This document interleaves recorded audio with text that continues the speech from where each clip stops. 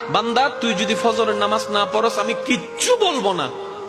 তুই ঘুম থেকে উঠার আগে সকাল বেলার সেই পেটের ক্ষুধা নিবারণের নাস্তা আমি রাজ্জাক রিজিক ব্যবস্থা করে দিব। আমি আমার যা দায়িত্ব সব পালন করব। তুই নামাজ পড়লেও করব, না পড়লেও করব।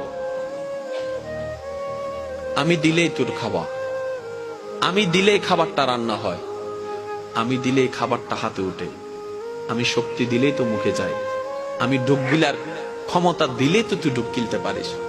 ওই খাবারটা পেটে গিয়ে আমি আল্লাহ হজম করাইলে তো হজম হয়, না হয়তো বদ হজম হয়ে সারা দিনের কান্না হয়ে যায়। আমি আল্লাহ স্রষ্টা হিসেবে যা করার সব করব। তবে আমি তোকে নতুন করে বলবো না নামাজ পড়, আমি তোকে বলবো না সুদ খাইস না, আমি তোকে বলবো না বউ পিটিস না, আমি তোকে বলবো না যৌতুকের জন্য অত্যাচার করিস না, আমি তোকে কিচ্ছুই বলবো না ওর জায়গা দখল করিস না, আমি তোকে কিচ্ছু বলবো না।